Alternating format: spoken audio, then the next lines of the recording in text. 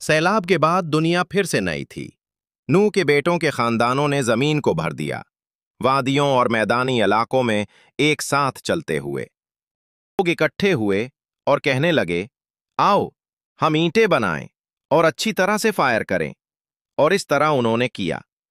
उन्होंने मिट्टी को ईंटों की शक्ल दी, उन्हें आग में सख्त किया और मार्टर के लिए तारकोल का इस्तेमाल किया। ये एक नई इजाद थी, मजबूत और देरपा। अब कोई पत्थर उनको महदूद नहीं करेगा। इन ईंटों के साथ वो बगैर इख्तिताम के तामीर कर सकते हैं। फिर उनकी आवाज एक दलेराना ऐलान में बुलंद हुई, आओ हम अपने लिए एक शहर बनाएं। मुसाफिरों ने खौफ और खौफ से देखा। लोगों ने कहा, यकीनन ये मीनार आसमान तक पहुंचेगा। इंसानी अजमत की यादगार, कमजोरी के खिलाफ एक टिला। एक आदमी ने हिदायत दी और 10 ने इताअत की। एक और चीखा और हुजूम समझ गया। उसने शहर और उस मीनार पर नजर डाली जिसे लोग तामीर कर रहे थे।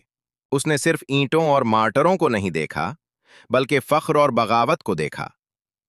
उन्होंने आसमान पर चढ़ने की कोशिश की, लेकिन वो खुदा को भूल गए जिसने आसमान बनाया था। आओ हम नीचे जाएं और उनकी जबान को उलझाएं ताकि वो एक दूसरे को न समझ सकें। अचानक आवाजें अफरा तफरी में बदल गईं। एक मिस्त्री ने ईंटें मांगी, लेकिन उसके साथ वाले मजदूर ने सिर्फ अजीब आवाजें सुनी। ये टावर, जो कभी फख्र की अलामत था, नामुकम्मल खड़ा था। लिहाजा खानदान इकट्ठे हुए जो अब भी एक दूसरे को समझते थे, और चले गए। कुछ शिमाल में चले गए, दूसरे जुनूब में चले गए। बहुत से लोग मशरिक और मगरिब का सफर करते थे, और जमीन के लोग मुंतशिर हो गए। शहर पीछे रह गया, उसका अजीम मीनार नामुकम्मल, और उसे बाबिल कहा जाता था, जिसका मतलब है उलझन, क्योंकि वहां रब ने सारी दुनिया की जबान को उलझा दिया।